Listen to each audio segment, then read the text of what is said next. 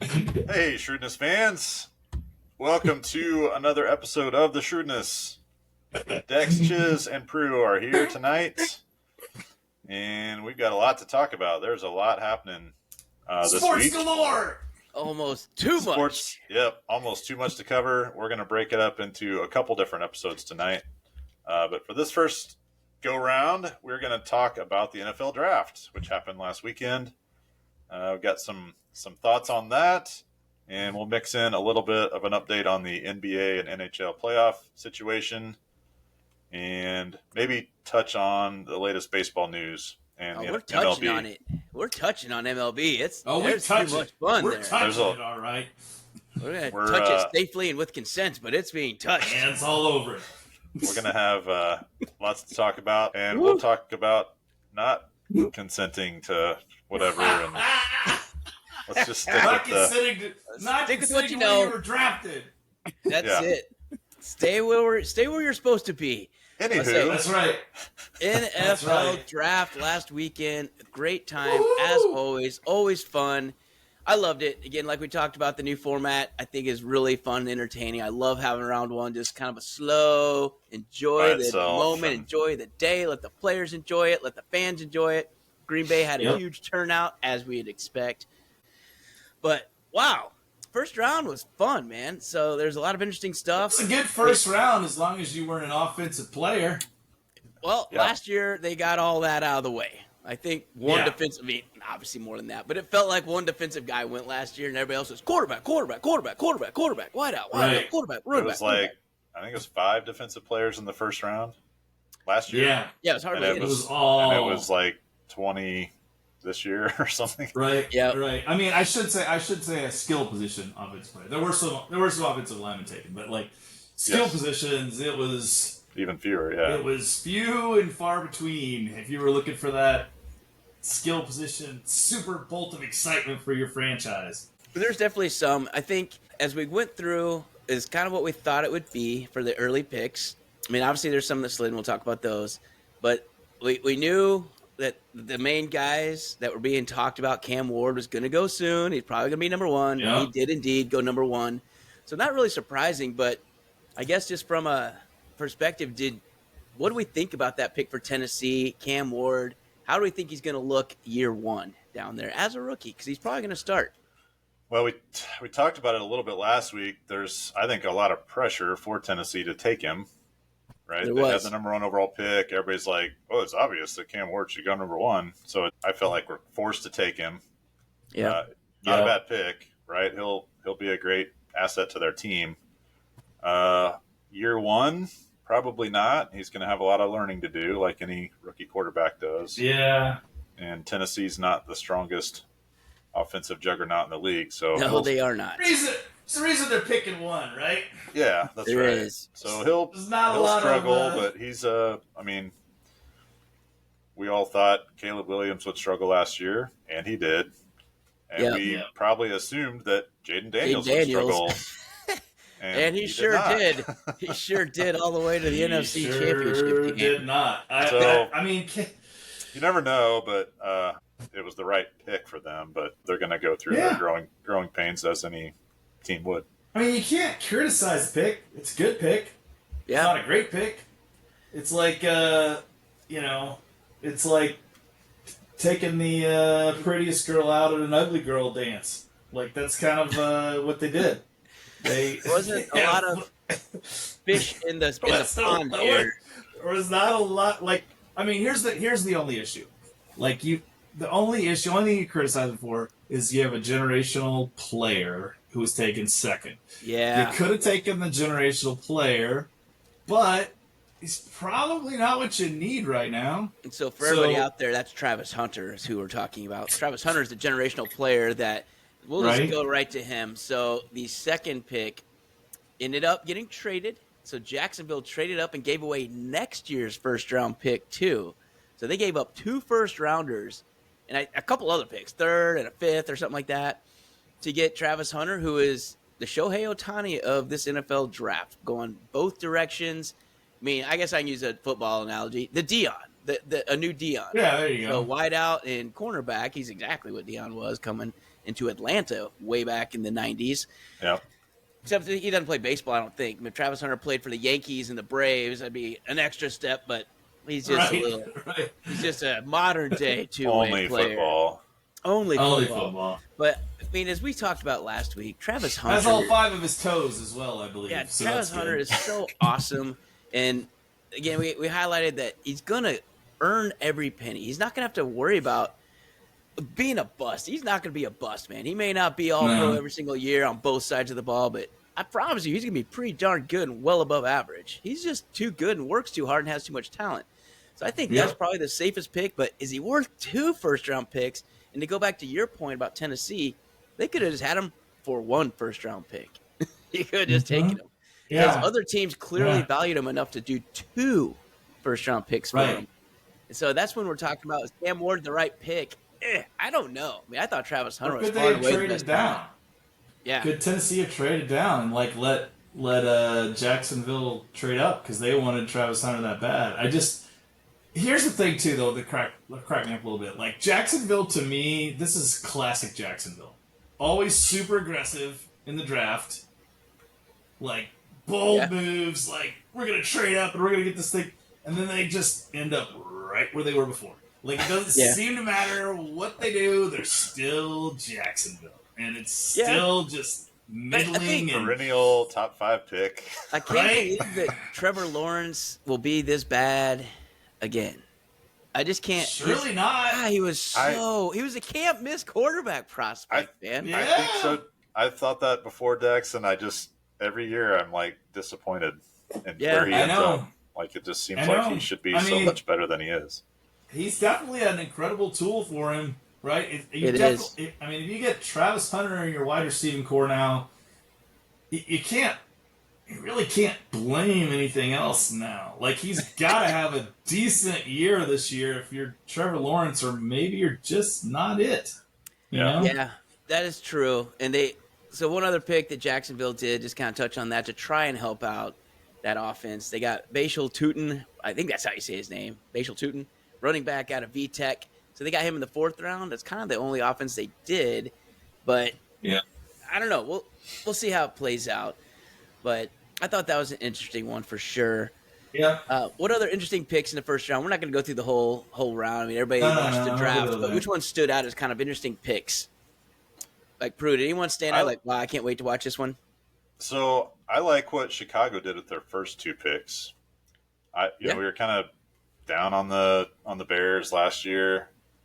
They had Caleb Williams. They were supposed to be really good, and they kind of petered out. Didn't make a good showing, but I like the Colston Loveland pick, number 10. I thought that Tyler Warren probably should have been the first tight end to go.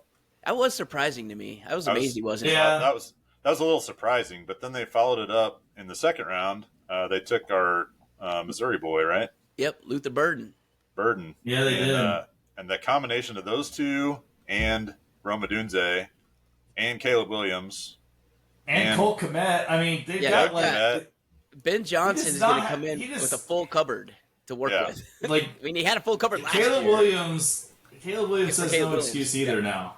Like, you've got freaking ridiculous talent now. So they kind of had it last year, and their Achilles heel was their offensive line. So I was a little surprised they kept not taking offensive line. Yeah, they passed up, and they passed up a couple of really good ones.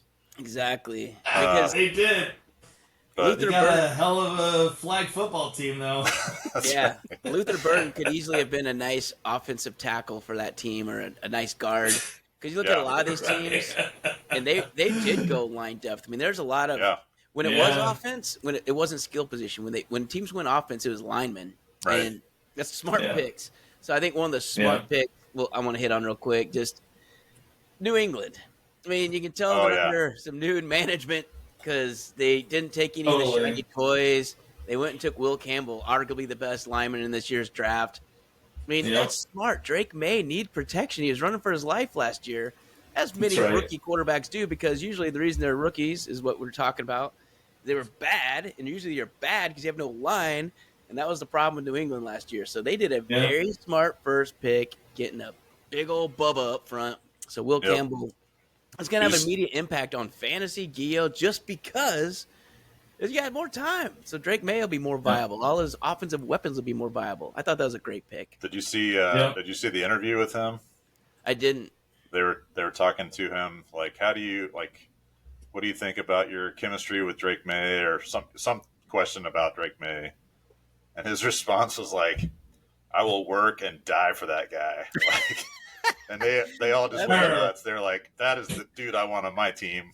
Absolutely. Offensive lineman that's like willing to step in and just do whatever it takes to defend my quarterback. That's what you want. That's what you want. I had two picks that were interesting to me. One good, one bad. And then I want to throw out this comment for one I'm just upset at. The one I'm just upset at is John T going to the Raiders. Because I'm a Chiefs fan, and I really like Ashton John T. And that really was a good pick. And I really hate it. About it last week. Root for that dude. We said, please, someone trade up just so the Raiders don't get him, because that was where he was projected to go. And then he was coming down. I'm like, oh, no one's trading up. No, please trade up. And they took it. Then the Raiders it was like a slow motion pick. They said Raiders on the clock, Raiders pick is in, which is exactly what I would expect that to be. You're like, please, please, please, totally. please, please, please, please. Totally. They probably had it written down and like. Yeah, Ashton Genty is going to be, as a Chiefs fan, I really did not want to see that pick. And now we have, we've got Bowers twice a year in there. Yeah. So now and Pete Carroll's actually a competent coach. I'm like, son of a biscuit. God, Pete Carroll's going to be in the West, and now we have a good running back, arguably the best tight end in the division with Kelsey kind of sunsetting. Yeah. Ooh, it could be. I agree. So that one made me mad. The one that was perplexing to me was that I thought was bad was the Giants. And I'm not talking about Abdul Carter. Good pick. And I was like, hey, the Giants are getting smart. And then, really perplexingly, they traded up. Yep. They traded Houston to get to the 25th pick. Yep. To draft Jackson Dart. And he's not that bad. Like, Jackson Dart. No. It's not a knock on Jackson Dart. This is strictly a value pick. Oh, gotcha. You didn't need to trade up to get Jackson Dart. Like, nobody below that is taking a quarterback. And look at the last 6 teams on that. Who is going to take Jackson Dart there? Like, it's not going to happen. And so it was strange. Like, they traded up for him. Not to mention the fact that like he was definitely not seen as the number 2 quarterback on the board going in. If you looked at most Raiders, they had Shedeur Sanders, who we'll talk about later. But he was rated as like number 2. Did talk about. He did a lot. He talked about it. But it was just like they acted like oh my god, we're gonna lose Jackson Dart, and I'm like, if you had to go with the next guy on your board, I don't think there was that much of a delta, and what you gave up didn't make sense to me. So that one was a weird one to me. I thought that was actually the worst pick, not because Jackson Dart's bad, but the worst value pick in the first round.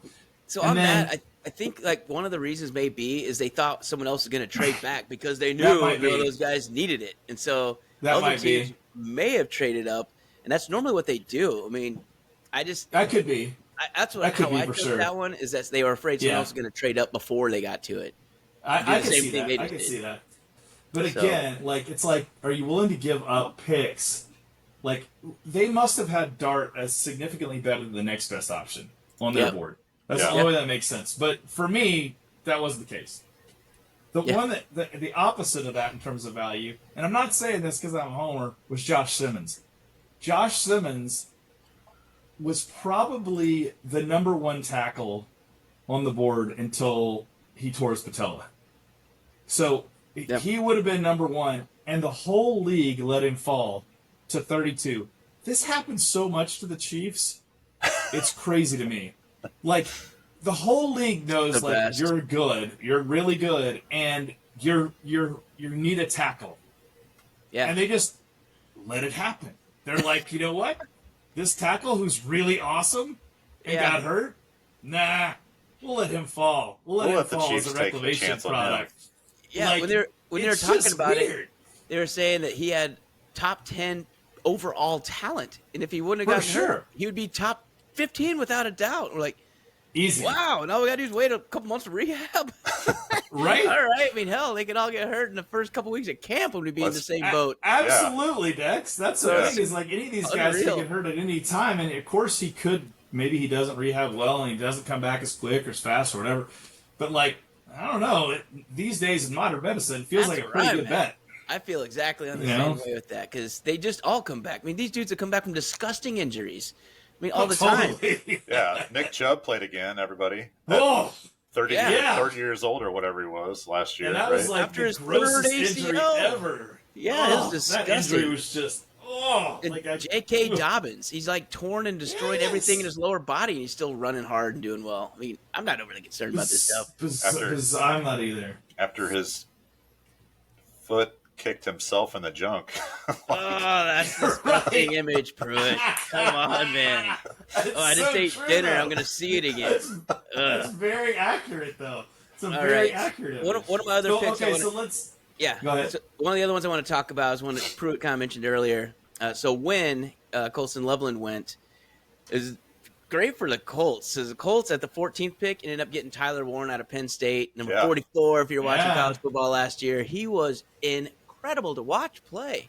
And I just thought that was a scoop for him. So no matter who the heck is throwing him the ball, whether it's Richardson or whoever else they brought in, I mean, I don't know who's going to win that job, Daniel Jones or Anthony Richardson. Who cares, right? All I know is they now have Tyler Warren, who's a beast. And how many times has Indianapolis always had that guy? Dallas Clark, right? He's probably going to have 44. He's probably going to wear the same number. But they always seem to have that check down tight end that just, another first down. Oh, God, I just tore the seam off. Just a ball mover. Like it is. I think it was a phenomenal pick by them, and it's exactly what they needed. They got exactly the guy. I thought it'd be a perfect fit there. I was shocked he fell. I really was. I expected him to be gone by then. ESPN has him ranked at the 6th overall pick. Yeah. Wow. And he fell to 14. I can see it. Yeah.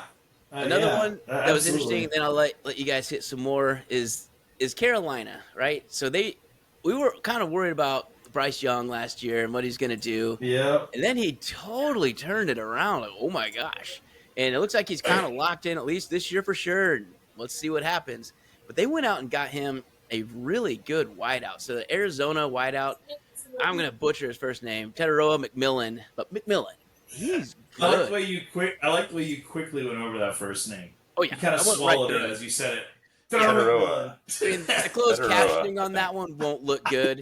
But McMillan, Arizona wideout, he's going to be pretty darn good there. And I think that gives a really nice weapon for Bryce Young to use because they were kind of – yes, he's a big dude. Yeah.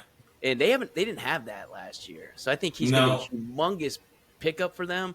I think Bryce Young loved that pick. I don't know if he wrote it in himself. Like, whoa, what'd you do, Bryce? That wasn't our pick. Oh, yeah, it was. Woo, woo. And now it is.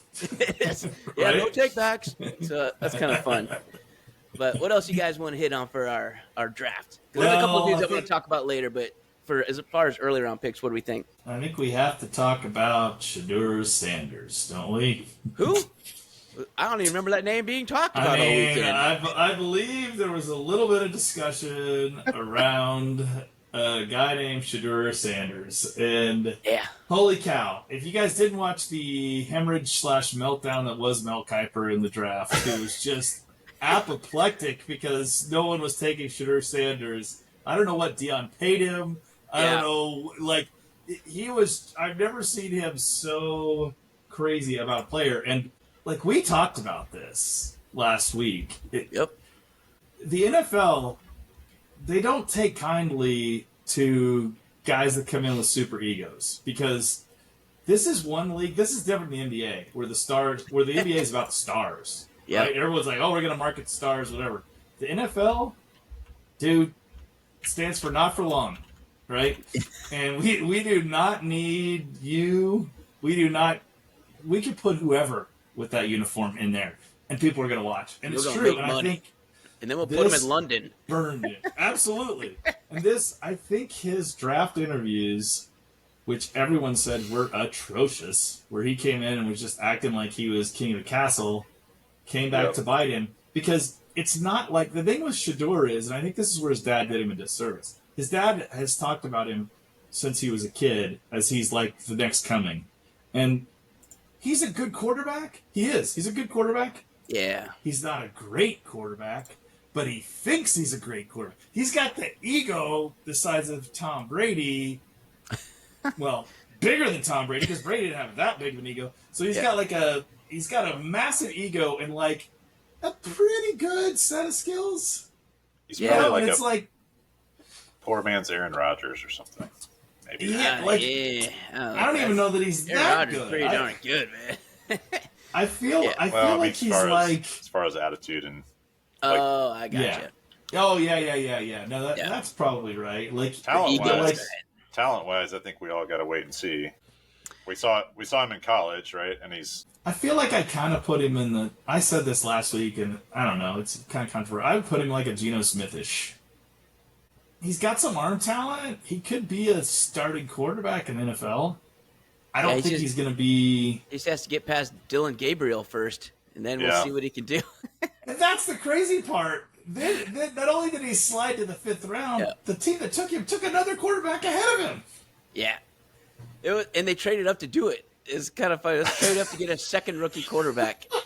We didn't like him enough to pick him first, but we want 2 rookie quarterbacks to compete for this job. I mean, I don't know. I mean, RG3 and Kirk Cousins did it back in the day, I guess. Maybe they want this Dylan Gabriel and Shedeur Sanders battle. I don't know. Well, one of them should work out, I hope, enough. I think that's exactly right. I think the 3rd round pick, they're like, this is a pretty stable pick. Like, it might work out, whatever. Number 5, 5th round, Shedeur Sanders, they're like, if it doesn't work out, he was just a 5th round pick. Yeah.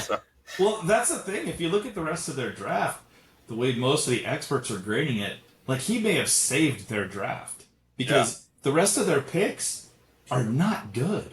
Like, if you look at their 1st round pick, they got a D lineman who they overpicked. He's not great, but he was a 1st round pick that they got. And so he was they just haven't had anybody. They got a linebacker out of UCLA that was good, but most of their guys were graded at like C's, in their picks. Yeah. Like, they were not great picks. And then Shedeur, he's like an A+ pick at the 5th round. It's because like good value pick, at that point. Oh God, in the 5th round, like, anybody taking him is a steal. It feels like. Yeah, I mean, if some of these rumors are true, and multiple teams had him not even on the draft board, God, I think you probably could have waited even longer to take him. Yeah. I mean, if they went through that many rounds, I mean, he was a value in round 3. He's a real good value in round 4. Middle of 5 or whatever the heck he went. They traded up to do it. I'm like, that's kind of Browns. It was so Browns. Yeah. ESPN has him ranked 35th as the overall. And he went 144. Yeah, could be a huge value. Mel Kiper Sanders. I think he had a hyphenated name for that entire draft. My family Dion's family. It was just something I'm telling special. you. But I think this is the problem, and people, at least I will say this. I will say NFL teams have started to have more of a radar when it comes to cancer in the clubhouse. And, it didn't used to be, like, they would take anybody. People would take anybody. They didn't care about their off the field. They didn't care about their leadership. They didn't care about how they get along with people. They're like, he's a specimen, I'm going to take him. I mean, that's how Ryan Leaf got up there, right? Yeah, Johnny Manziel. Specimen. Johnny Manziel. All these guys that were like train wrecks off the field and had horrible personalities and were egos, and then went ahead and drafted them early and wrecked their franchise for 10 years. So, at least people are, it seems like teams are becoming a little more wise to that, which is good. But, this has got to be a signal to all these college kids now, too, because a couple things happened that were interesting. Shedeur fell to the 5th. Quinn Ewers, who was Mr. Quarterback at Texas, fell 6th round, I think, is what he fell to. Like, afterwards, he had an offer in the NIL. He could have gone somewhere. He could have put himself in the transfer portal and made $3 million next year in college as a starting quarterback. He's not making $3 million where he's got drafted. So all these kids in college are going to have to start thinking a little bit more about this. Like, hey, do I want to go out? Am I sure I'm going to be up at that pick? And also, I better get my persona right and my ego and how I work with the team, because it doesn't matter how good I am. If Shedeur can go to the 5th round, who's got Dion as a dad, like, I'm certainly not going to, skip past this. So that's, I mean, maybe I hope something good. I hope that bubble bursts, and I hope teams do start reverting back to the Kirby Pucketts and the Cal Ripkins of the world that are just good people. Like, they're solid athletes, play up for a long time, stick with one franchise their whole career pretty much. And loyal to the team, loyal to teammates. Yeah, good people. They're not going to learn that in college with this system. No, I know. No. That's what makes it really difficult. No. But. You know what was super funny about this particular draft that I noticed is that they kept showing like 3 different colleges these kids had played for. Here's his Virginia Tech. Here he is at Iowa, and then his last year at Alabama. And just fill in the blank. Every dude is playing for 2 to 3 teams. They kept seeing like early years at Arizona, and then he switched over to USC. It's like they're all middle school club volleyball players or something. May as well be. It is. It is. Oh my gosh, it's you're right. It's a completely different world now, because it used to be these guys were always, you knew them from their 4 years at a school, and now it's what school were they at last. But I do think it, this highlighted some interesting things for some of these guys, especially these quarterbacks who, were thinking, and you can make a lot of money now in college as a quarterback. If you're a decent quarterback, tons. There's not that many good quarterbacks. So it's like, hey, if I'm a decent quarterback, like if Dylan Gabriel had another year of experience, he should have stayed in college, because he would have made a heck of a lot more money in college than he's going to make in the pros. For our Missouri listeners out there, Brady Cook didn't even get drafted. He actually got an undrafted free agent contract, so he's getting a shot somewhere. But these kids, take your time. Enjoy your college. Yeah. Now you get paid. It is interesting to see to think about how that'll shape future years. This is a very utility draft compared to last year's sexy draft with all the different quarterbacks going and all that. This was like a fill out your team with very non-sexy picks, offensive linemen, absolutely. I saw a lot of backup linebackers and all that. So that's right. That's exactly right. And some of these positions that the value of the NFL has gone down in, like I look at running backs. What were there, 1 running back in the first round? I think it's going up now after Saquon last year and after McCaffrey the year before. The running backs have shown that we can carry a team. I hope that it does, because I miss those days. And absolutely. And you used to have a lot of running backs drafted early, and it's kind of gone away. And if I'm a running back in college, I'm looking at that and I'm like, why am I going to go to the pro whenever I can, make some money here in college and dominate the college field and make a lot of money doing it. A lot of these things for college is that they shouldn't be worried that I need to come out now my draft stocks is at its highest. I mean, especially now you can get paid so damn much in college. Yeah. You don't have to worry about it, because normally you got to the NFL fast or NBA, fill in the blank sport, because you need to get paid. Not anymore. I mean, why not take 4 years? If you had the talent your junior year, all the scouts know it. And even if you have a bad year, you enter your senior year, so you slip a little bit. Is it really going to be slipping the $20 million amount that you got paid for NIL money? And plus, it's not that common. Most of these great guys stay upright, or they're not critically hurt where they're not going to get picked. No, we just talked about for the Chiefs. I mean, our lineman got hurt in the middle of the season after the 4th or 5th game. Still a first-round pick, man. He dropped 20 spots. Dropped lower in the first round. And some of these guys, even if it's going to be second round. So unless you have a character issue, talent will always get picked early. All the time. Time. Luther Burden hurt. Yeah, still beginning of the second round. Yeah. So there's all sorts of stuff. And I just think that's the part that's going to change in college. I think you're right, Chisholm. I think they will start staying longer just because they're going to see that. Dollar signs play. Well, the other thing is, college rules, and why would I not want to stay there for another year? I mean, I can go where I don't have to worry about anything. I'm like a god on campus.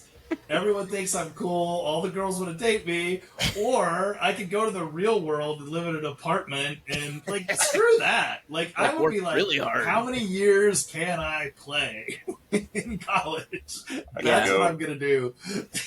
It's like being a senior in high school for 5 more years or going to being a freshman at some college. Totally. Right? Totally. It's night and day different. Same way. I'll take it all day.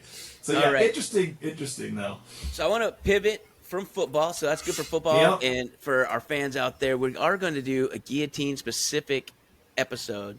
We're going to touch on the draft and all the guillotine-specific players drafted that you'll want to know about come draft day, probably late July, August, when you start doing your guillotine drafts, your guillotine prep. So we're going to do a separate episode for exactly that. So don't worry, we got you covered. I promise we'll still be your primary source. But right now, we're going to skip to other sports, and we'll get that other episode out later. So let's go to the NBA. Let's go to the NBA. So of the series we thought would be boring, weird, they were. So Cleveland They're still boring. Miami. We don't even have to watch it anymore, which is why we barely talked about it last week, and now I don't have goodness. to. The only thing I want to point out, because it's more funny, is that it was so bad. So Miami lost by 55 points in the fourth game as they got swept out of the NBA playoffs. They tried to get the record. At one point, it was 61, I believe, or 60. The NBA playoff postseason record was 59. They were trying to stave off the worst loss in history. So that was embarrassing. Incredible. You're a playoff team. You're a playoff. Have some pride. They're a play-in team, Chisholm, a play-in team. Right, exactly. This goes back to my argument. That's why we mocked that stupid-ass thing. So dumb, and now we've got this idiotic playoff series. It was a waste of everyone's time. And this is why I like the NBA when it gets in here. I like the NBA when it gets into the later rounds of playoffs. But early rounds, NHL kills the NBA all day long because they're way more competitive, and this is exhibit A over that. This is this is crazy. So there's the end of the NBA for Cleveland, Miami. The other one that just ended, which I was surprised it wasn't a sweep. I called a sweep, but they accidentally lost. Then they actually should have lost again. So Indiana won 4-1. Yeah. But Milwaukee actually blew it today. They were up. I can't remember how many points. They did blow it. It was substantial, though. They had the game in hand. They got off to a hot start. Yeah. They're up 12 in the first quarter, like within 4 minutes. And then they had a lead going down the stretch and then just turned the ball over and let Halliburton go down the middle in a layup with 1.3 seconds left to put them out of the playoffs. That was it. Yep. I was like, wow, you guys just...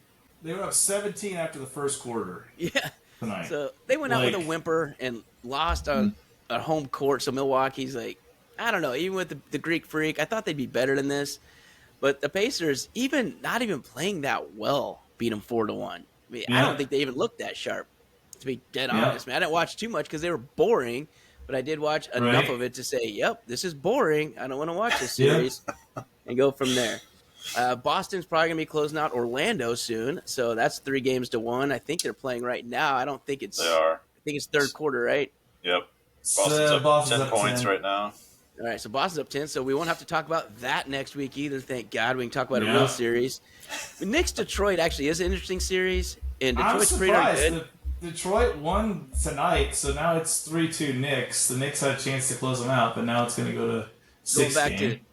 So it's going to go back to New York. Detroit. He goes back to Detroit. Tonight was in New York. So that's an interesting series. It's been very physical, and it's been very competitive. So that's actually been a very good series. Big Cat's done his job. Jalen Brunson done his job. But Detroit, man, they're kind of feisty. They keep on coming back with a lot of no-name people. They're like the no-name brand of cereal that shows up, and it's Tastios instead of Fruit Loops. And they're doing pretty well with their Tastios. Detroit Pistons, the Tastios of the NBA. That's exactly right.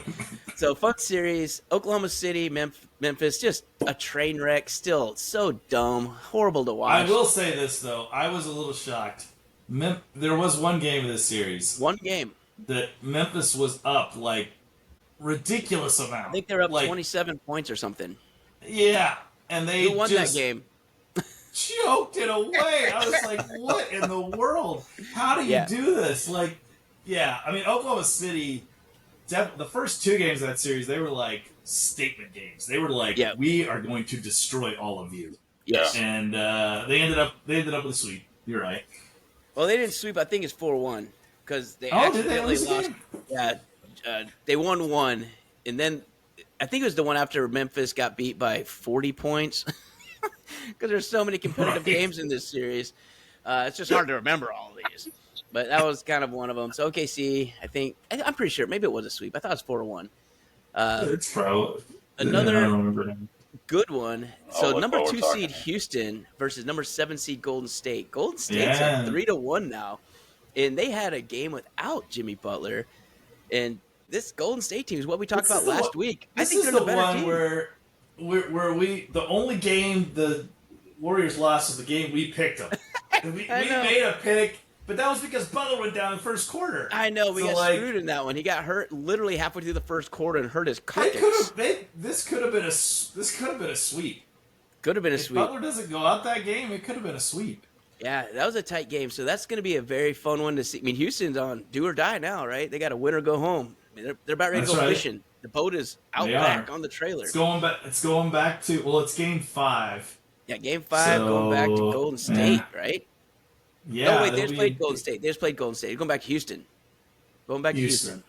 Yep. So that's a fun one. We're going to do some shrewdness math real quick here. So game 1, the Thunder won by 51 points. Is a ton. Game 2, they won by 6 points. Nope, sorry. Okay. That was game 3.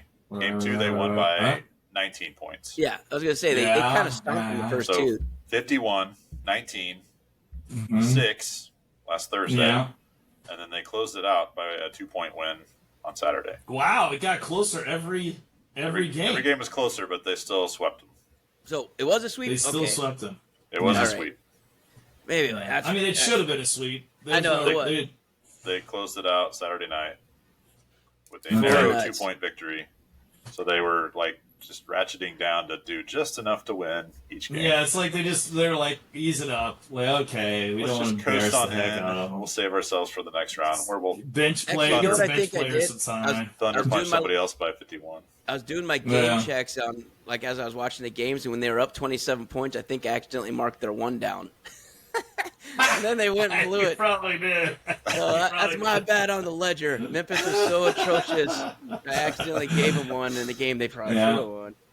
All right, Lakers, Minnesota. So my personal favorite series to watch. What is going on here? T-Wolves fan, baby, but I think it's exactly what I expected. I mean, I'm biased and I'm a homer, but the thing is, it's a younger team. Anthony Edwards is just I don't know, man. You're not going to call him. He's as close as you're going to get to the current Michael Jordan of today's game. He's legit. He's so explosive, so good on D, so clutch. He's just so fun to watch. And he's getting LeBron frustrated. He's getting Luka frustrated. And those guys are still getting theirs. Specifically Luka, he's getting his. LeBron, though, he kind of disappeared fourth quarter of the last game. He did. And Minnesota's just closing them out. But Gobert, Naz Reid, they have some guys stepping up, just locking down the D. McDaniel's playing great. They're just younger, faster, quicker, and look it. That's what I see in this series. Well, they are younger, faster, quicker for sure. They can close it out tomorrow night, right? They can, They can close it out tomorrow night, but I think it's in L.A. L.A. The thing that I've noticed, being a Luka fan here in Dallas for several years, the thing that I've noticed about Luka since he went to the Lakers, he's still putting up his points because he's Luka, and you just can't stop him from scoring. But he was a guy that was like a triple-double every game here in Dallas. Yeah. He has like an insane amount of triple-doubles. This last game against Minnesota, he had 38 points. Yep. Nothing to sneeze at. 1 rebound and 2 assists. That's strange. That's not his game. So, something's going down, and I don't know if they haven't figured out how he fits yet, and they haven't figured all that out, because you got him and LeBron. It seems like you should have all you need there. But, and I hate to say this, because Nico's decision-making was not good, but, Luka doesn't play defense well, and they're clearly having a defense problem right now. And I think you got a lot of guys on this team, like you said, they're older, and they're not playing the D they need to play. Not and to it win. showed up big time in that last game where they got outscored 13 points in the fourth quarter. Yep. They lost by 3. They were up 10 going into that fourth quarter. that's a game you got to win in the NBA playoffs. You're up 10 going in the fourth quarter, and you end up losing by 3. You're not playing defense that quarter. You know, absolutely. That's what happened. Glaring error or glaring hole in your lineup there. It is. Totally. You can see the team focus too. So one is clearly on defense. The other one is on, I don't even know what the Lakers offense looks like. It's so much isolation where they all stand on the perimeter. And then Luka dribbles around, or they just pass it to Reeves, who shoots a 3. It's a boring style. I mean, Luka's super fun doing all these behind-the-back passes. LeBron, when he gets a full head of steam, still looks awesome at 40 years old, taking it to the house. It is crazy. It's just nuts. But they aren't playing a lot of D, and they look tired. And they played a lot of minutes, and they highlighted it in the last game. They were talking specifically about that, is that they've been playing – I think they played – most of the game. I think they only missed a few minutes. Luka and LeBron. And so it's just, I don't know. I mean, Luka's not old. I'm not really throwing him in the old boat, but the rest of them, there's kind of a group that is. So it just front and center is LeBron, right? So it's what it is. If you play every minute of every game and you're a highlight on offense, then you're not going to play much defense, or there's no way you can last that long in a game. Well, that's the case. I mean, I think he had 28 shots in that game. Yeah. That is. If you're working that hard on the offensive end, then you're just not capable of playing the whole game. Yeah, the Timberwolves bench is just more effective, and when they're in, they may not be scoring as much, but you're not scoring either. So even when their guys come in, they're locking you down. It's just you're right, Dex. It was LeBron played 46 minutes and Luka played 45. So in a 48-minute game, that's a lot of time between those two guys, for sure. And it's not, if you're number 4 on the court and you're standing over in the corner while those two go to work on offense, then maybe you can play defense for 45 minutes or whatever. But you're one of the two offensive threats. Yep. You're not doing much on defense if you're playing. I'm also a big, now he's a local kid, but I'm a big Julius Randle fan. Oh, he's been amazing. He's from right here, a couple towns over from me here in Dallas, and he was incredible in high school. I saw him play multiple times. And did you really? He looks like he's 42. Yeah. How did you see him? Oh, he looked like he was 42 in high school. It was like, holy cow, this kid is way bigger and better than everyone else.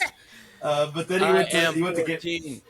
Oh, I mean, it was silly to watch him, but he went to Kentucky to play college ball, and then he kind of got bounced around to a few teams, never really found a spot. But I really liked him. I always thought he's a good kid, good talent, and he seems to have found a real home. I think he had 25 points. He was second scorer behind Edwards in that game. He had so many big shots too. Exactly when he needed him, he'd have it. He had good assists. He found the open guy. I mean, Randall's playing awesome. But that's enough on that. We're going to sound too homerish. So the last series, and Chisholm, if you got to say anything about Denver and the Clippers. Oh, this is my favorite one. Yeah. So I got to say, this is my favorite series. It's my second favorite. It's because it's just so evenly matched. So it really is. Since I don't have a team I really get behind, I like just good series. I want good competitive series. I want to see tight game. And I like the fact that you've got the Joker in this game. You got Jamal Murray, and you got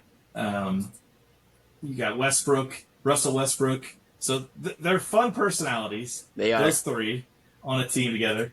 And then you go over to the Clipper side of it. You got James Harden and Kawhi Leonard. So this is a personality series, and that's fun to watch if you like personalities, because so much mercurialness. We mentioned a lot of mercurialness, and if you put Westbrook, Harden, and Leonard together on a podcast, I'm in. I would listen to this thing all day, every day, because there's some serious mercurial cats in that. And then we need Zach Greinke to host it. Yeah, we got Greinke to host. It would be awesome. That would be the best. Mercuriality. And then you got it's a word. It's a word. Mercuriality. That's the name. That's the name of the podcast. That's what we call it, Mercuriality. And then you got the 5-second Missouri boy Michael Porter Jr. in this one too, which I like to watch. So there's a lot of fun to watch this game, and it's a good matchup. So you're at 2-2 right now. They're playing Game 5 as we speak. I think it goes 7. And so I like it a lot for that reason. But, there weren't a lot of the series of the first round that I was interested in. Obviously, this one, the one you were talking about, your homer win Dex was one that I was really interested in. Yeah. T-Wolves and Lakers. Lakers, that was one that was really interesting to me out of the gate.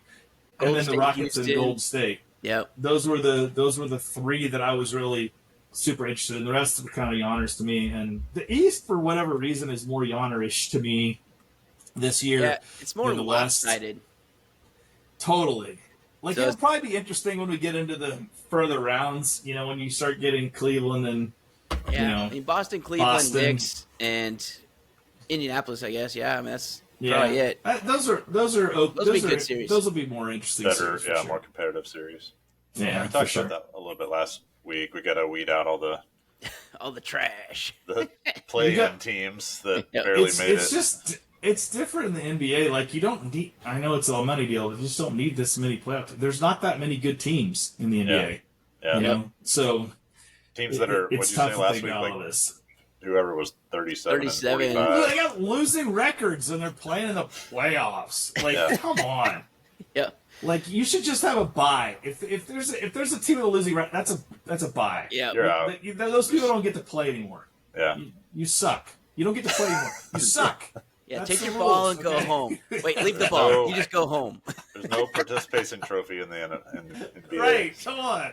This is not right. So, enough of that. We'll talk more about the NBA as we get closer, but some interesting stuff going on there. Let's talk about more playoffs. What I really like.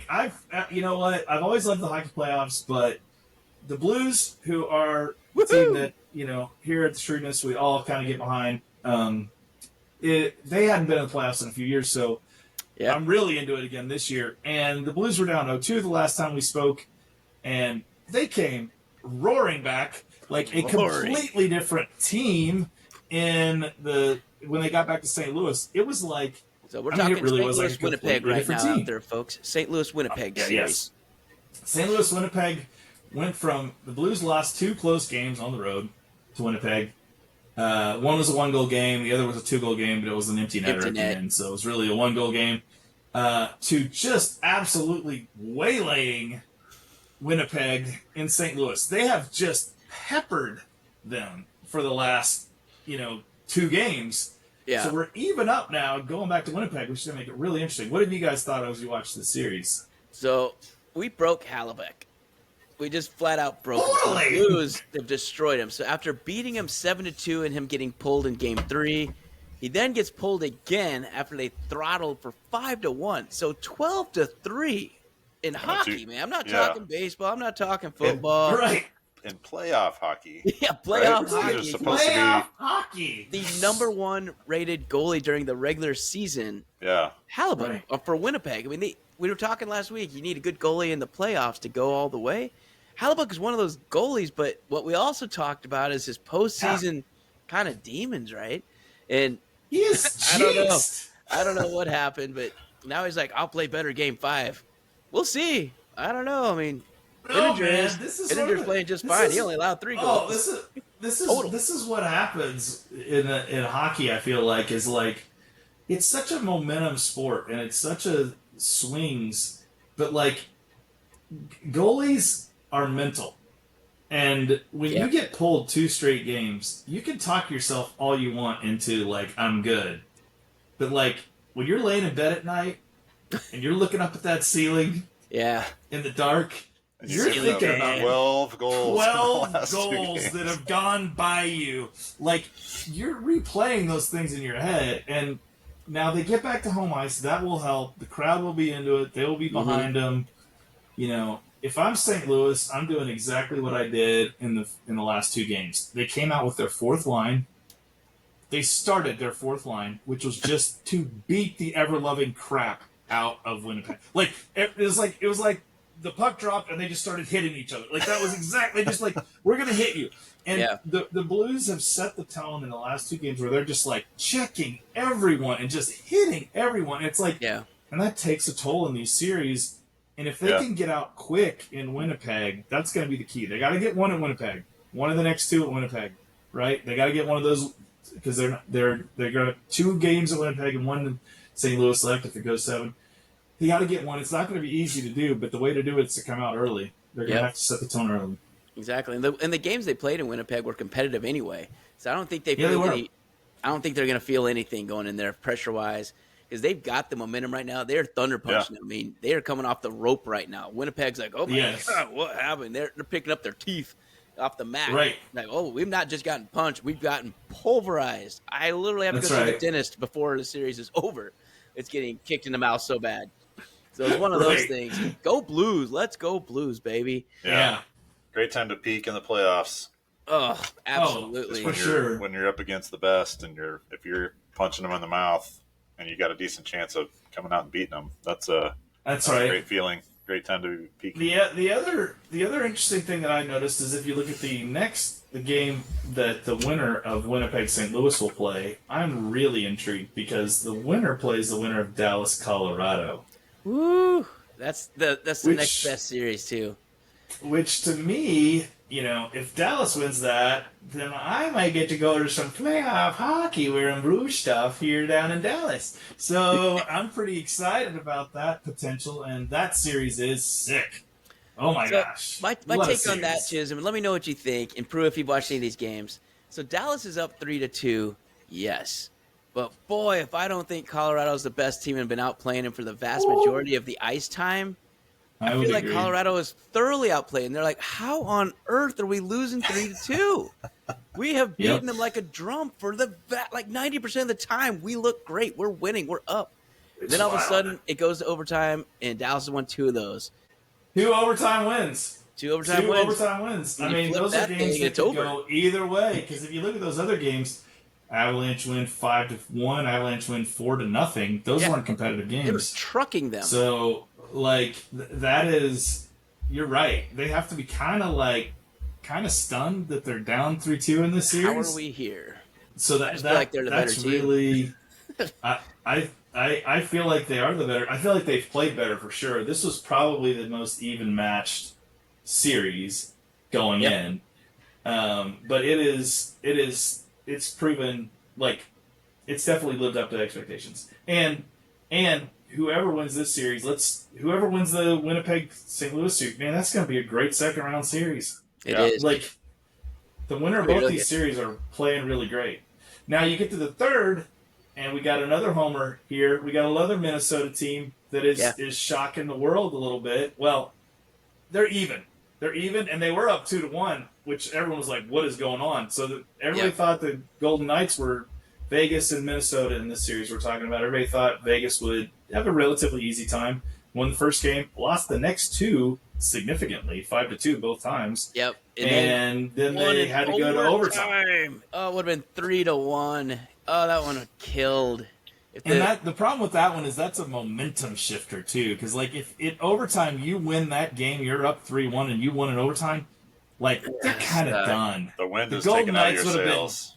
Done, right? Yeah. They would have been done, and now the Golden Knights are like, well, we're even up, and they're feeling pretty good about themselves. All of a sudden, they're at home tonight, right? And as we speak right now, they're up 2-1 in the second period. Oh, they are. Okay. Yeah, but it's close again. Minnesota's on a power play as we speak, so hopefully we can pop one in. But Minnesota Wild have played really great. And again, we talked about last week. They got all their guys back right before the playoffs. Good timing for all your stars to show up. So Eriksson and Kaprizov are all back in the house on the team, doing well. And they're just good, man. When you get your best players, weird. You play better. So that's what's happening here. I hope they get next week when I'm talking and we're doing this podcast again that I can say, whew, thank God Minnesota Wild got past the Vegas Knights. Yeah. And we'll have to see. We'll have to see. And they could very easily do it. The last one, if you like goals, watch the Kings and Oilers. Holy cow. They don't have a goalie. I'll read these scores off to you. 6-5, 6-2, 7-4, 4-3. Holy crap. It's crazy. This is but I'm telling you. And first period tonight, it's 0-0. Of course. What? What happened? So this is a series that is really interesting. I always have had a soft spot for the Oilers since they were like dominant back in the '80s whenever we were growing up. So I always would like to see them do a little something. So I'm pulling for the Oilers in this series. They were down 2-0. They've come back and won the last two, so it's even up. So that's going to be a really interesting end to that series too. Yeah. If you go to the East, you've got the Toronto Ottawa series. Yep. The Battle of Ontario. It is is. what that is known as for those of you who are in Canada. So I've got a Canadian coworker. I guess I'll call him coworker, and I was asking him, like, so this is kind of like the one professional sport that you have multiple teams. Like, who does Canada root for? Who is the Canada's Yankees or whatever? Yeah. Actually, that's probably a good way to put it. And he said, well, no one really likes the Maple Leafs unless you live in Toronto. It's not even really Canada. I'm like, right. oh, that's interesting. I always thought that's the one you guys like the most, since you had the Toronto Blue Jays winning stuff. It's like, yeah, in American baseball. Like, oh, ouch. Like, so who are you rooting for? So he's from Winnipeg, but he said even in Ontario, they're rooting for Ottawa. Apparently, I don't really know. Apparently, if you looked at a map, like a heat map, so in Alabama, right, everybody said it's always a battle of Alabama and Auburn. You look at a heat map, it's all Alabama except for Auburn, and like a couple weird orange squares, by county. A bullseye right on. Yeah, and it's probably wherever that current quarterback was from in the state. That's the orange for one day because the high school loves it. Yep. But this is kind of like that. So the heat map is like all Ottawa, apparently, except for the hub of Toronto. I don't know how true that is. I haven't looked it up in any stats, but that's what he was telling me.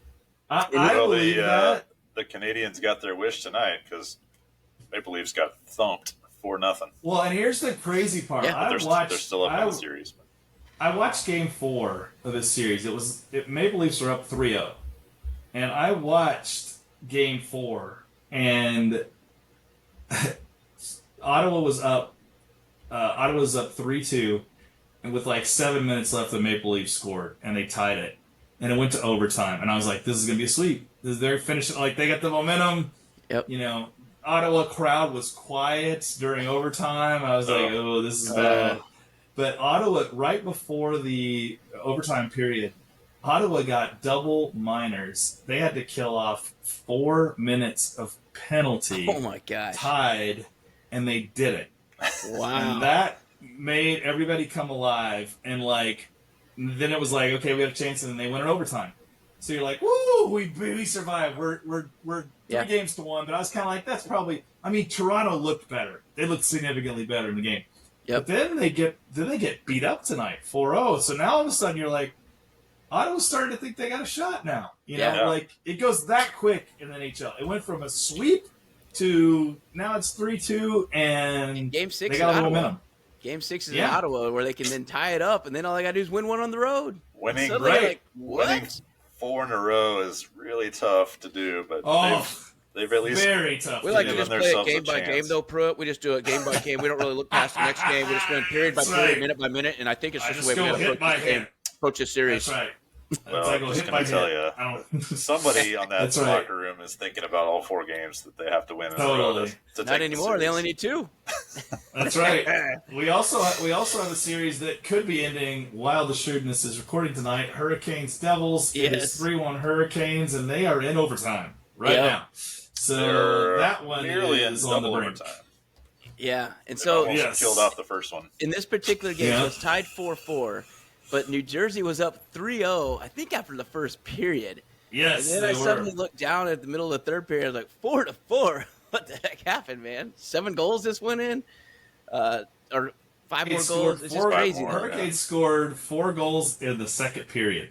They are explosive, man. They really are. I've enjoyed watching them. Like, New Jersey's not that great of a team or whatever, but they're really good. I like their team. Yeah, I agree. So that's a fun one. Who have we not touched on yet? Canadians, Capitals. Yeah. The Battle of Florida is 3-1. Florida leading. There have been some serious bad blood in this series. A lot of dirty shots, dirty penalties. Like, these teams do not like each other, which kind of makes it somewhat interesting for those of us who don't care for either of them. It's like WWE. But it is. There's some rough stuff going on in that one. And then the Caps, Canadians, Washington's leading 3-1 over the poor Canadians. So it looks like they're going to go ahead, and Ovechkin's going to get to go to the second round there. So tomorrow night for that series. That's right, Game 5 tomorrow night, and the Blues have Game 5 tomorrow night too, the late game. So exciting! I'm telling you. I'll say it again. If you don't watch playoff hockey, you might not be my friend. You should watch at least a period just to turn on see the what it's all Devils and about. Hurricanes right now. We'll just go back in time. Turn it on, man. Go back in Turn time it and on. do it.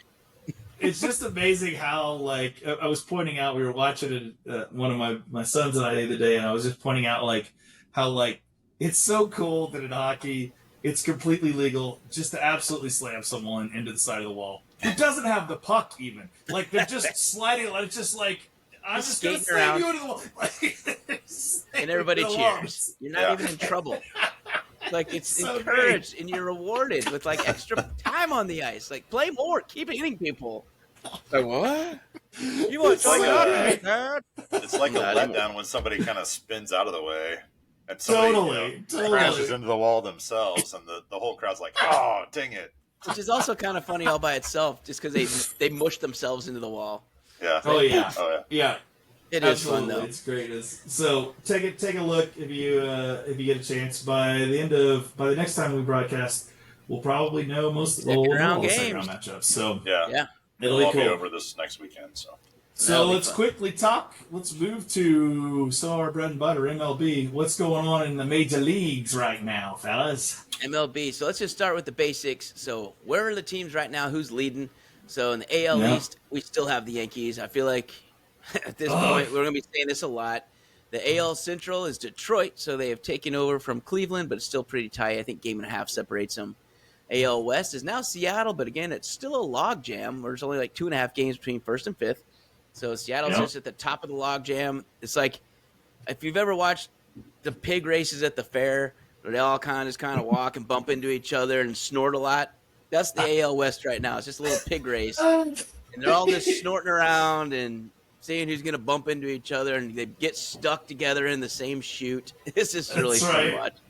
So no one's running away, but Seattle is kind of the team that I think the Shrewdness believes will end up winning that division when all's said and done. But Houston's right there with them, a game back. In the NL, we have the New York Mets, which is surprising to me. The New York Mets they're playing really good. They just won't lose at home. They won't lose at home ever. Right now. And then the Chicago Cubs are in the Central, kind of atop there. I think they look ridiculous too. They do. Their pitching is doing way better, and their offense has been more consistent than I think any of us thought. Then in the NL West, the Dodgers have finally gotten back on top of the division, but they're tied with, surprise to me, San Francisco. If it was anybody, I thought it'd be San Diego, and they're right there. Don't get me wrong, but San Francisco, which we did not expect. So if you go back and listen to our San Francisco special episode, kind of doing the preview, they just don't have depth anywhere, and they strike out too much, and they don't walk at all. And they've decided that Logan Webb is turned into Cy Young 1 candidate, which he's good, and we even talked about that in the preview. Logan Webb is good. He is a number one. He's legit. But he's striking out 13.8 K per 9 right now, and that's not what he's done ever. Yeah. And so I don't think maybe it's sustainable. Maybe he found a new pitch that Shrewdness was not tracking. Maybe. Spring training, right? Something's up. I don't know. It's very surprising. So that's kind of where we stand in this big picture. What's your biggest surprise, Jiz, in the season so far? Of those standings? Well, probably Cincinnati's at 16-13. That's a surprise. I am shocked. They're a game and a half out. No. There's no reason that's happening, but good for them. Yeah, I'm really shocked by that. How about you, Prue? That whole West is just crazy. NL West it's stupid. The pig race or the real teams? The NL West. So if the Cubs were not in the Central, if the Cubs were in the West, they'd be in 4th place. Oh, and they're 18-12. Right? That's insane. I mean, what? That really is insane. They're playing 600 ball, and the Padres are 3rd in their division at 607. Crazy. I mean, it might have something to do with the fact that Colorado is 4-24. Yeah, but they're a freebie. That. We call that the bye week, the bye game. Oh my God, 4 wins. How many games? we're 28 games into the season and they've won 4. That's Colorado. The other kind of shot in the arm that I see here is that the Braves started out terrible. And they pulled up to 13-15 now. Told you. We knew it. We knew it. Yeah, they're still hanging in there, and we were predicting they'd be they'll be competing. Fine. Yep. The Mets are going to probably be first in that division, but they're right where they need to be now. And actually, can the Mets really play 700 ball the rest of the way? Not with standings right now, or what we predicted for the NL East. Yeah, exactly. Right. Mets, Phillies, Braves, Nationals, and Marlins. Yep, exactly. I'll tell you, it's time. Let me give you guys it's time for, speaking of crazy, it's time for our Aaron Judge update. Update. So, if you're wondering how Aaron Judge has done thus far, Aaron Judge, at this state, on 4/29/2025, is leading the American League in the following categories: batting average, RBIs, hits, on-base percentage, slugging percentage, on-base plus slugging percentage, and runs scored. All of those things. The only offensive categories that Aaron Judge is not leading in are stolen bases, doubles, triples, and surprisingly, home runs. But he's only 2 off the pace there. So Cal Rayleigh, who would have thought, has 10 to lead the American League. So he's hitting 405, 28 RBIs, 45 hits. He has 45 hits. Yeah, 45 hits in a month. His OVP, as Pruitt mentioned in the Patreon. Disappointingly, his OBP has dipped from 510 to 496. So he's had a little bit of a cool off there. He's only getting on half the time. Yeah. Instead of 51%. He's finally cooled off. Off a little bit. And his on base plus slugging is 1200. Yeah. He's having a historic start to the year. He still is. We don't believe he's going to hit 400. But god dang, can I really bet against it all the way? I mean, it's not going to be a zero chance. I was telling Prue before the show. You know what Aaron Judge was hitting at this time last season? This season he won MVP in, by the way. He was very hitting good. 185 at this stage of the season. He was hanging out with Pasquatch last year. Yeah. And then both of them turned it on, but Pasquatch not quite as much. So here's another interesting tidbit on Aaron Judge is Aaron Boone, right, the Yankees manager, said he hasn't even heated up yet. He hasn't been hitting any homers, right? He only has 8. He only got 8 homers. Yeah. But the thing is, he's missed a bunch. Apparently, there's been some balls he would have wanted to get back. I'm like, can't be too many. You've been striping how about anyway. That? Yeah. So it's just kind of hits 48 homers this year instead of 60. Right. I'm okay with that, guys. He's on pace to knock in 150 runs and score 150 runs. I'll take it. And again, following up him, the second leading hitter in the American League is Paul Goldschmidt at 361 still with 39 hits. So, I will say, there's got to be some regression here, right? This is going to... Oh, yeah. The Yankees can't keep doing this, and we've talked about the fact that their pitching isn't all that, so I will project that the Yankees are going to cool down significantly in May. But I think they're going to cool down. The Yankees won 15-3 today. When you can always out-hit your pitching woes, and I mean 3 is not a woe, obviously, but it's just kind of amazing that they are scoring so much. I mean, they won 11-2 earlier this week. They had a 10-8 last week. I mean, they're putting up double digits 3 times in 10 days. Come on, man. That's not right. That ain't fair. We were reporting before today's stats.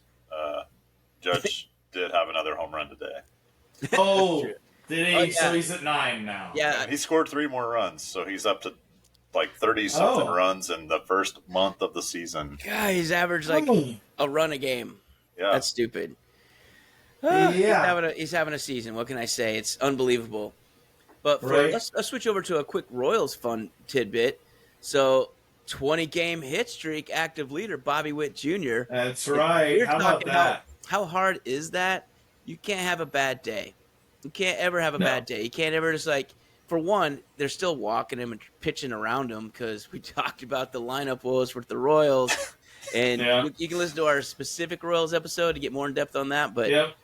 the nutshell is they can't hit, man. They have one guy in the No. lineup that can hit, and Michael Garcia kind of. So they have 1.5 people hitting right now for the Royals, and he's still getting a hit every single game. It's been 3 weeks since he hasn't gotten a hit. That's pretty cool. So I don't know. That's ridiculous. But that's a fun stat. Bobby Baseball is legit. He is legit, and he is going to be fun the whole season. For sure. Is anybody else remotely close in the hit streak right now, or this season?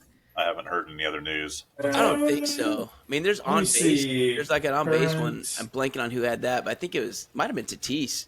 Fernando Tatis Jr. was like on base 20 sometimes in a row, but it wasn't hitting streak though. It was just on base. Or what about Judge? Is he like?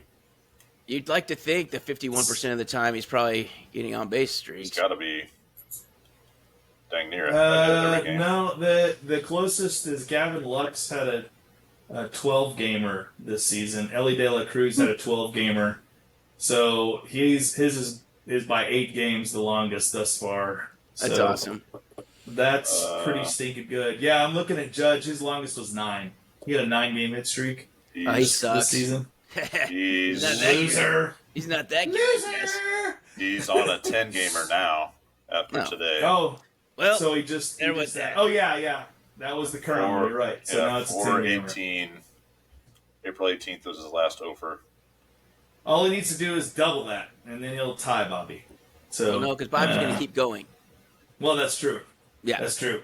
That was a silly statement. Yeah. I mean, that's a very difficult thing. It's a very difficult thing to have a hit streak that long because usually you have a bad day in there, or you go up against a guy that is just nails that day. Yeah, and like I was shocked. The day I thought he was going to lose it was they went against Hunter Brown and the Astros. Yeah, and Hunter Brown mowed them down. Oh, he's been lights out too. He just completely shut them down, and I was like, "Oh, he's going to lose it," and he got one. Squeaked out a hit that game, and so if you can get through those aces, those guys that are really crazy good, that's how you got to do it. All right, I want to go Anything around. Else? I want to hit real quick, just because we're at the end of the first month, and starting next week will be at the month 2. In all earnest, so I just want to hit the hot starts. Not really go into too much detail with them, just kind of highlight them for fantasy purposes and just for fun, right? So Cal Raleigh and William Contreras are 2 catchers that have just been tearing it up. So Contreras for Milwaukee and Cal Raleigh for Seattle.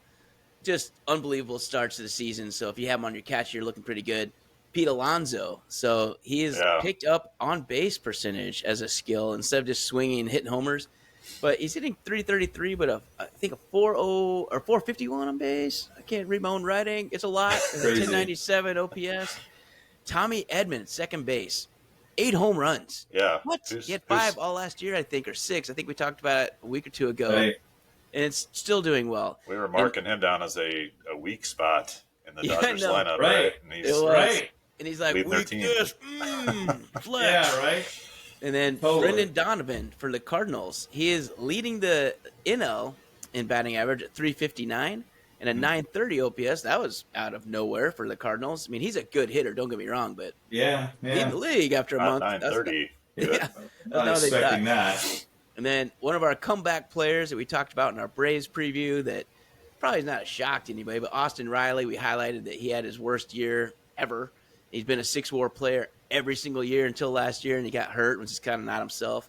Well, he's back. So over the last 18 games, specifically 351, 980, and 5 homers in those 18 games. So he's looking pretty good. And with that, the Braves, miraculously, like we said, they are 13 and 15 now. So funny what happens. And guess what? Ronald Acuna is coming back in a couple weeks. So that team's going to start. I still think they're going to have one of the best records. He's decent, that guy. Yeah. Oh, man. And I want you to tell your story about the other Acuna later. But or about Ronald Acuna later, too. Maybe we'll save it for the Royals episode. Tune in to the Royals episode for an interesting story about Ronald Acuna. And then let's go to alert. other third base. Yeah, other third base that's doing well is Bregman out in Boston. So a 319 and a 937 OPS with 5 homers. Nice start for them out in Boston. So they got him a good one. Shortstop, obviously Bobby Witt with a 20-game hit streak, batting 310, 858. Still has 12 doubles to go with all that. So while the home run numbers aren't really there, 12 doubles in the first month. We'll take that. It's on pace. Leading the American League. Exactly. Yep. And then Francisco Lindor on the other side with the Mets, which, again, have had a tremendous start. 5 homers, and he has an 852 OPS. Kind of, from your shortstop, that's real, real good. We talked about Aaron Judge. Not going to belabor him. Phenomenal. And Kyle Tucker. I mean, Houston's like, why do we let Kyle Tucker and Alex Bregman go? We're not doing real well. And those guys seem to be doing great. So, crazy. But the Cubs are enjoying it, and we highlighted they're in first place. So, Kyle Tucker's a big part of that. Corbin Carroll is having a lights-out start to the season. He's leading the league in triples. He's back, baby. Yeah, 4 triples, 9 homers. He's leading the NL in hits with, I think, 44 or something like that. He has a 1043 OPS. Corbin Carroll, good to see you, buddy. God, he's fun to watch play. I really love watching him play. Tatis Jr., again, one of my MVP picks for this season. 346, 1046 OPS, 8 dingers. Looking awesome, and he's a big part that San Diego's, again, a third place, even though you're, 8 games over 500 already? Yeah, 17 and 11 in third place or something it's just ridiculous. And then for Tim Sheridan out there, I want to hit you a Cubs. So Pete Crow Armstrong, with nickname Chaos, which I love that nickname. We loved it when we heard it. He's looking exactly like that, though. So 286 and a 567 slugging percentage. And then for those guys that have been watching the Cubs or watching Pete Crow Armstrong, he hasn't really ever in his career tattooed the ball. He's always been defense first. But now you're getting a guy who's got 5 homers and 12 stolen bases in month 1. 12 stolen bases, leading the major leagues. Exactly. Yeah, right? So he is doing everything Tim said he'd be. Pure chaos on the base paths. I love it. I'm been keeping my eyeball on Pete Crow Armstrong ever since Tim told me that was his nickname. Like, this is great. His name is Chaos? That's awesome. That's good stuff. PCA is his other nickname, right? So. Yeah, exactly. Because he's all words, circles his number with his name. Yeah. For DH, we got Marcell Ozuna. He just never goes away, but he's got a 473 on base percentage. He's leading the league with 26 walks. That's holy cow. That's a ton. That is a ton of walks. In the first month? 26 walks already? Yeah, exactly. No way. Wow. Yeah, I was a surprising stat to me. Ohtani. So how did we not mention Ohtani? Well, he's still doing just fine. Don't you worry. So 290, 392 on base, and a 925 OPS. The 6 home runs and 9 RBIs is a funny stat line. It's unbelievable how many solo shots he has. But I read this in one of the I think last week he had 8. He did. He That's had going to be our new segment, guys, is the show. Another segment. How many RBIs does Ohtani have? Yep. And he has 7 stolen bases, so he's only on pace for 35-35 right now. Which, that sucks. So, Lacker. I know. It's just funny. On the starting pitcher side, Yamamoto has stood out. So the Dodgers. He is ridiculous. So 3-2 with a 106 ERA and a 1 WHIP, and 43 Ks in 34 innings. So Dodgers, nice work on that. Lose twice with a 1. And how about on the relievers side? How about Andres Munoz, Dex? Yes. Oh my gosh! 10 saves, and how many runs has he allowed? 10 saves, and he has allowed. Let's see, 0. Yeah. Still big 0. Goose, baby. A big goose. It's like 14 innings, 14 games, 0 runs. 14 innings, 0. 14 innings, 18 Ks. That's pretty good. Solid start to the year. It is. And then Mason Miller over for the Athletics. 11 innings pitched, 22 Ks. Right. What? 2 per inning? About as good as you can get, everyone. I think that's pretty good. Yeah, we call that pretty good in a bidnish. But here's another one. So that's really good. And this is one that's not going to be on people's radar unless you have them on your team or you're one of the 4 Nationals fans. So Mackenzie Gore is off to a great start. But you're like, Jax, he's only 2-3. I'm like, again, he's playing for the Nationals, okay? So it's not his fault. But he has a 3.34 ERA. A lot of W's there. Exactly. The curly dubs ain't hanging yet. But he has 53 strikeouts in 35 innings pitched. Yeah. Oh. It's a ton. So he's averaging 13.6 Ks per 9. So Mackenzie Gore, golf clap for you for a heck of a start on that ratty team. Yeah. That's tough. Pace for a lot. Like 7,000. Yeah, 7,206. I think that's where we're at. And then Paul Skeens, we might as well have our Paul Skeens just so we can talk about Libby. But Paul Skeens, Libby Dunn's boyfriend is 3-2. Libby Dunn's boyfriend. Yeah, a 2.39 ERA and a 0.796 WHIP, which that's just insane. That's pretty good. You don't get to be a starter and have a WHIP that low. That's not even right. No. Yeah. So, no. But he only has 39 Ks in 37 innings. I guess he's really slowing down a little bit. He is. His age is getting to him. It is. Pitching to contact more. He's slowed down. That's a run around the league. Just wanted to hit on those top performances and start the month off. Did you mention Paul Skeens' walk total? It's not very many. So 39 strikeouts and that was 4 or something. 4 walks. Yeah. That's nearly a 10-to-1 ratio. Yeah, that's pretty good. 4 is pretty elite, right? Yeah, 4 is elite. I would say that's a little bit better than elite. Right. When you 114 innings, or no, how many innings has he pitched? 37 innings and 4 walks. Yes. So one every 10. Yeah. 1 every 10 innings. Yeah. All right. That's it. That's all right. All right. Any other baseball news? Again, we'll do our separate Royals episode, so look out for that one. But Jets, anything else you want to touch on any baseball news? Nope. Starting to take shape though. We early on I was a little worried that we were going to be way off in some of our predictions. It's starting to kind of even out, and the standings are starting to reflect kind of what we thought would happen. Yeah. Any surprises that I've missed that you guys want to hit on? Or disappointments. You can go either way. No, one of the things that stood out to me that just shows how nice it is to be a Yankees starting pitcher. Carlos Carrasco has a 5.26 ERA and a 1.36 WHIP, and it's 2-1. So when you have Aaron Judge on your team, yep, you can have a 5.26 ERA and have a winning record in baseball. So that's pretty good. It must be nice to have Aaron Judge on your team. We talked about the elite guys at the top. Let's talk about the dreadfully bad Rockies. Last year we got to talk just briefly. Last year we got to talk about the historically bad White Sox that squeaked out whatever it was, 41 wins, I think, at the end of the year. That. The worst all time was 40, I think. 39 or 40. I think you're right. And they barely hit that. That's like 25% or 24% winning percentage. Yep. And the Rockies are at 13.8 winning percentage right now. Woo! 4 and that's 25. Horrible. Oh my gosh, they might not get to 30 wins this year. It's like slipping in vomit and landing in dog poop, and then having a bird take a crap on you. Yeah. Oh, that is bad.